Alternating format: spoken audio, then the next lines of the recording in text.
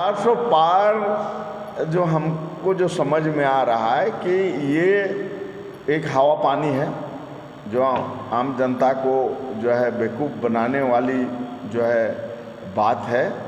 ऐसा कुछ भी नहीं है, ये लोकतंत्र है। हाँ, ये ज़रूर है कि आज चुनाव आयोग मोदी के इशारे पर काम कर रहा है, ईडी कर रहा है, सीबीआई कर रहा है, इनकम टैक्स कर रहा है, एनआई कर रहा है।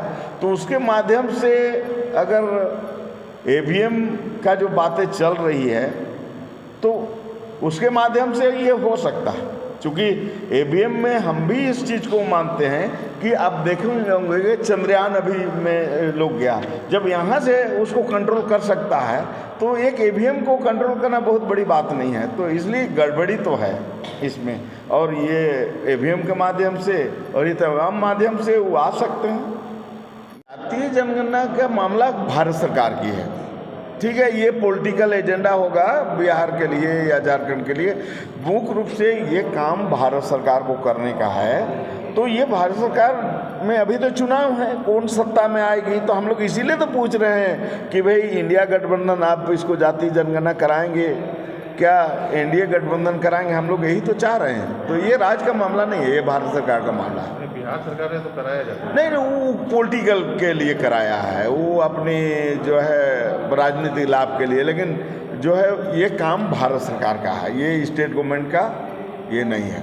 झारखंड और देश स्तर के आदिवासियों के कुछ प्रमुख मुद्दे हैं, जिस मुद्दे को लेकर हम लोग जो है बीजेपी के प्रभारी, प्रदेश अध्यक्ष, विधायक दल का नेता, कांग्रेस का प्रभारी, प्रदेश अध्यक्ष, विधायक दल के नेता, झारखंड मुक्ति मोर्चा के मुख्यमंत्री और हेमंत सोरेन की पत्नी कल्पना सोरेन को हम लोग पत्र देने जा रहे हैं, और इसमें ये बात हम लोग कहने जा रहे हैं कि ये मुद्दे को आप जो है अपनी घोषणा पत्र में आप डालें, ऐसा हम लोग उनसे अनुरोध करने जा रहे हैं। तो हमारे प्रमुख मुद्दे हैं जो आपको 1951 तक आदिवासियों के लिए अलग धर्म कॉलम था, तो 61 हटा दिया गया 1961 से। तो हम लोग ये मांग कर रहे हैं कि आप अपनी घोषणा पत्र में इसको डालें कि आप सरकार में आए तो ये करेंगे।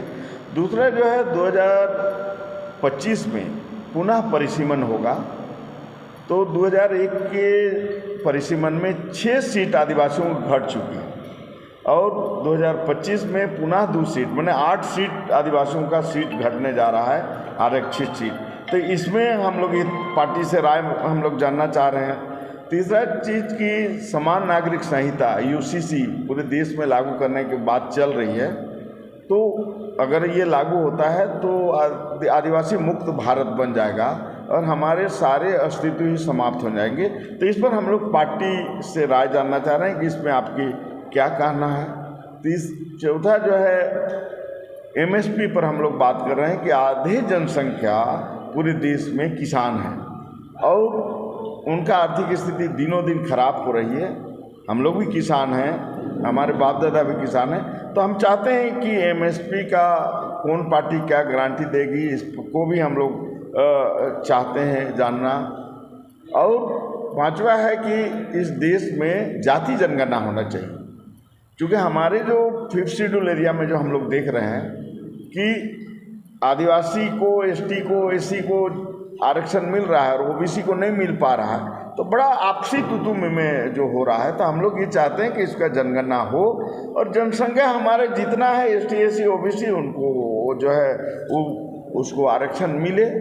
और छठा जो है, इस झारखंड में आदिवासियों के ज़मीन को बचाने के लिए सीएनटी एक्ट और एसपीटी एक्ट लागू है, लेकिन सीएनटी एक्ट, एसपीटी एक्ट कानून होने के बाद आदिवासियों की ज़मीन जो है धड़ल्ले से लूटी जा रही है।